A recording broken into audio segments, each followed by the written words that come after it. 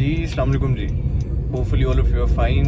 आज मैं वो टॉपिक पे बात करूँगा जो एक लेमैन के लिए जो है वो फ़ायदेमंद होगा। लेमैन का मतलब है कि वो बंदा जो वकील नहीं है और जो बंदा जिसका लिटिगेशन से और इन चीज़ों से लिंक नहीं है और उसका जो है वो तमाम ताल्लुक जो है वो एप्लीकेशन से ही है। इसमें जो एक इम्पॉर्टेंट बात है वो मैं इसको एडजस्ट कर लूँ, मैं आपको बताता हूँ कि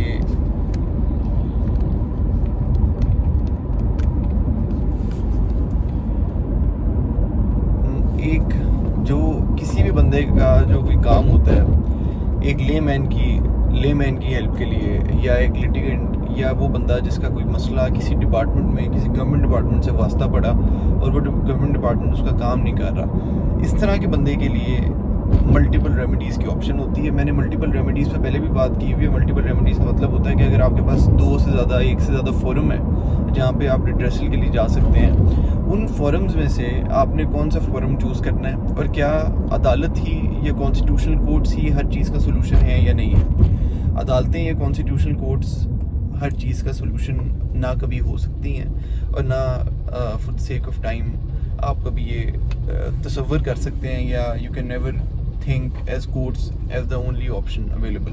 आपके पास हमेशा मल्टीपल ऑप्शन होती हैं। एक जो आम लिटिगेंट है जिसका मामला किसी डिपार्टमेंट में फंसा हुआ है, फॉर एग्जांपल अगर आपने मीटर लगवाना है, आपका जो सुई गैस का मीटर है वो SNGPL के पास फंसा हुआ है, आपका बिजली का मीटर है वो लेस्को के पास फंसा हुआ है, फेस्को के पास फंसा हुआ है, या आपने कोई ज़मीन का काम कराना हुआ है LDA के पास, GDA के पास, इनके पास मामला फंसा हुआ है, तो आपको उसमें क्या करना चाहिए? आपको कोर्ट आ जाना चाहिए, किसी वकील साहब से मशवरा करना चाहिए, या आपकी क्या जो वे आउट क्या होगा? इसी में एक जो बहुत कॉमन परसेप्शन है वो ये है कि जब डिपार्टमेंट में आप जाते हैं या डिपार्टमेंट में आपकी कोई बात नहीं सुनता तो आप इमीडिएटली अपना डिसीजन ले लेते हैं कि मैं कोर्ट में जाऊंगा, या आप उनको धमकी दे आते हैं कि आई सी यू इन कोर्ट। और वो क्योंकि वो बड़ा फैंसी सा वर्ड लगता है और आपको लगता है कि कोर्ट जाऊंगा और हमारा मामला सारा सॉल्व हो जाएगा। सॉल्व बिल्कुल अगर आपका लीगली होने वाला है तो कोर्ट्स में हो जाता है। That's not the point. The point is that you have to save your time and money.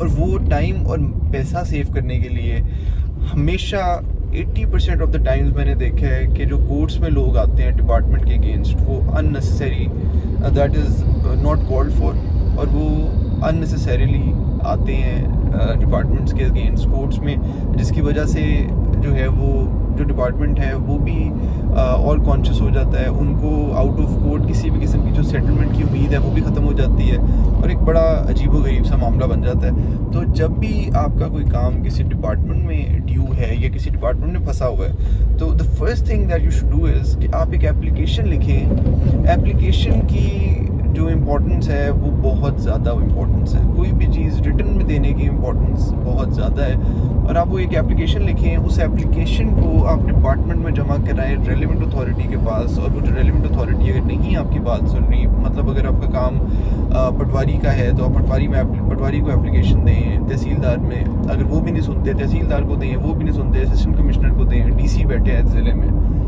अब एक उनका जो अपना वे चेन अप है, उनका जो अपना चेन ऑफ कमांड है, हायरार्की है, उसके अगेंस्ट उसी के मुताबिक आप एप्लीकेशन दें। आप जब एप्लीकेशन देते हैं उससे होता क्या है? उससे होता ये है कि थोड़ा सा स्टर क्रिएट होता है, थोड़ा सा मूवमेंट क्रिएट होती है। तो जो डिपार्टमेंट में क्वेश्चन आंसर शुरू होते हैं एक दूसरे से, फाइल आपकी मूव करती है, आपकी फाइल के साथ फिर आपको जो है वो चीज़ें करनी पड़ती हैं। आप फाइल को अपने नीचे वाला जो स्टाफ है उसके साथ आप मिलें, उनको जो है वो रिक्वेस्ट करें, उनको अपनी बात पे कन्विंस करें, और वो फाइल आपकी मूव करे अफसरों की टेबल्स पे। जैसे फाइल आपकी अफसरों की टेबल पे जाती है, गवर्नमेंट डिपार्टमेंट जो है वो पर्सनल किसी की ओनरशिप में नहीं होता।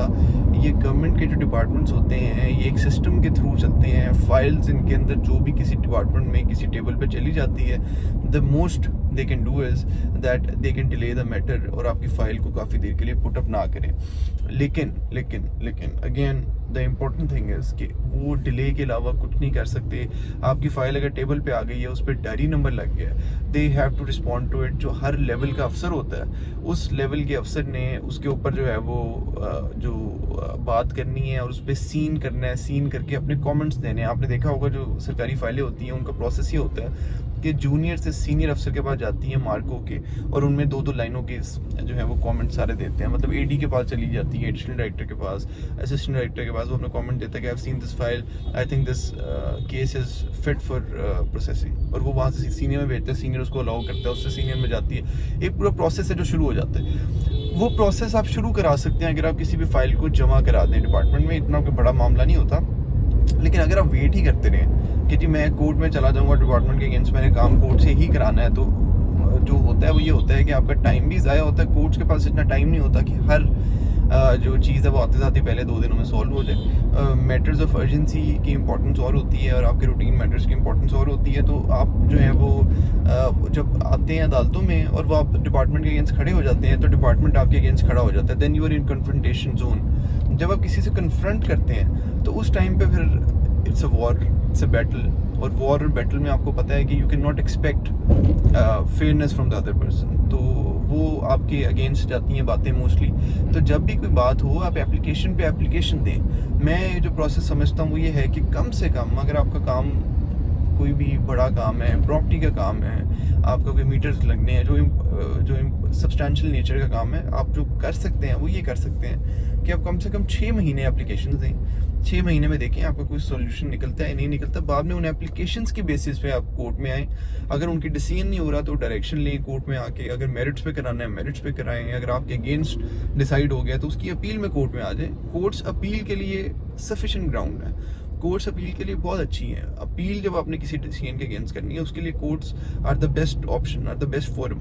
लेकिन जब आप किसी चीज़ को इनिशिएट कर रहे हैं उसमें कोर्ट्स में डायरेक्टली आने का I don't think is necessary, और ये भी है। और सेकेंडली जो है वो कोर्ट्स में आप लाजमी जो है वो अपनी रिप्रेजेंटेशन अच्छी करें। जो लॉयर्स आप चूज़ करते हैं वो उस तरह के हों जो आपकी बात को कन्वे आगे अच्छे वे में, या लीगल फिल्टर से उसको फिल्टर करके कन्वे कर सके।